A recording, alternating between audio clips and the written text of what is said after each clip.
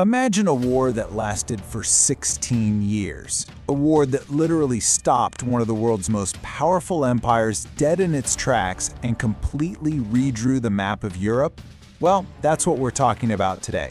The Great Turkish War, a massive conflict that would shape the future of an entire continent. Now, to really get why this war was such a big deal, you have to understand the sheer power of the Ottoman Empire. Back in the 16th century, it was an absolute titan, spanning 3 continents. In fact, the French philosopher John Bodin wrote that a lot of people saw the Sultan as the true successor to the Roman Emperor. That's how much power and prestige we're talking about here. But, even the greatest empires can't stay on top forever. By the late 1600s, things were, they were starting to look a little shaky. The empire was showing cracks. Internal revolts, military losses. Sultan Mehmed IV knew he needed something huge, a spectacular victory to shut down his critics and prove Ottoman dominance once and for all. And let me tell you, he was willing to bet everything on it. So, here's how we're going to break this all down. We'll start with the empire's massive gamble, then dive into the legendary Siege of Vienna, see how the war exploded onto multiple fronts, and finally, explore the new European order that rose from the ashes. A war this massive doesn't just happen out of nowhere. It needs a trigger, a spark. And this one didn't start in the grand halls of Istanbul, but out on the plains of Hungary. A local rebellion against the Austrian Habsburgs was about to light a fuse that would set the whole continent on fire. The man at the heart of it all, a Hungarian nobleman, Emmerich Thököly. He was leading this fierce revolt against the Habsburgs and made a decision that would change everything. He turned to Sultan Mehmed IV for help, offering to become an Ottoman vassal. For the Sultan, this was perfect. It was a golden ticket, the perfect excuse to launch a massive attack on his greatest rival, the Habsburg Monarchy. And that attack wasn't aimed at some small border town. No, they were going straight for the heart of the Habsburg Empire. This brings us to the most dramatic moment of the entire war, the audacious, high-stakes Siege of Vienna in 1683. Just look at these numbers. They are absolutely staggering.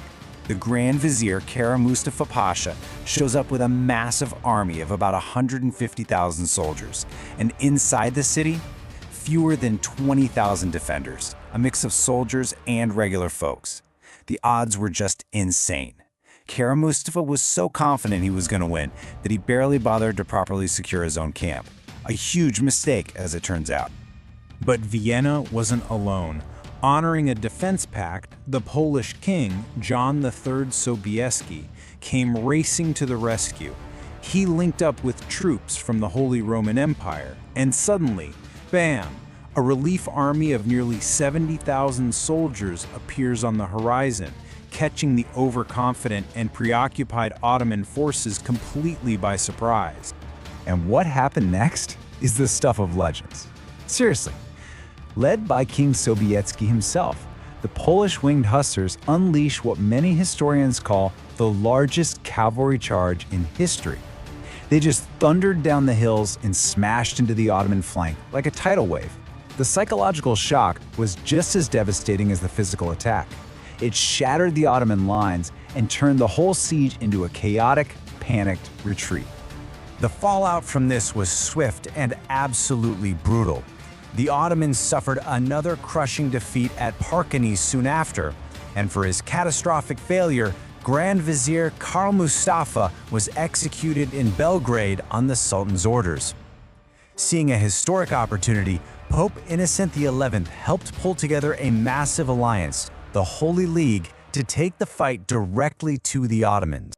All right, so the victory of Vienna, it was a total game changer. What started as an Ottoman invasion had now completely flipped. This was now a multi-front counteroffensive. The Holy League, made up of the Habsburgs, Poland, Lithuania, and Venice, was ready to strike back all across Europe. So the main push started in Hungary, where the Habsburgs wanted to undo 150 years of Ottoman rule.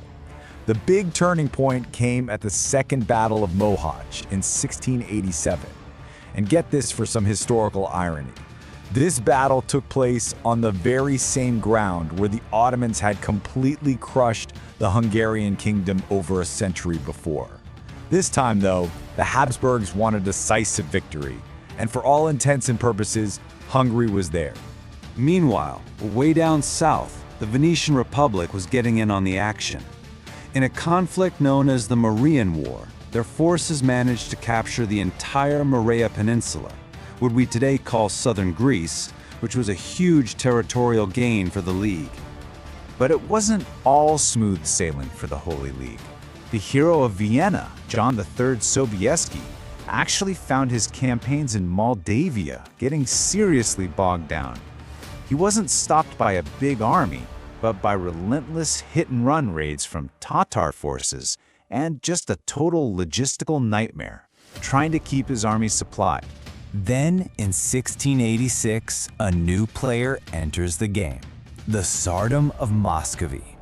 Now, their first couple of campaigns in the Crimea failed, but they served a really important purpose. They kept the Tatar forces tied down.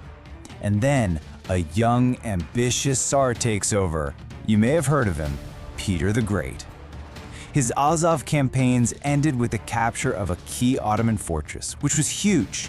It gave Muscovy its first ever access to a southern sea and announced the arrival of a future powerhouse on the European stage.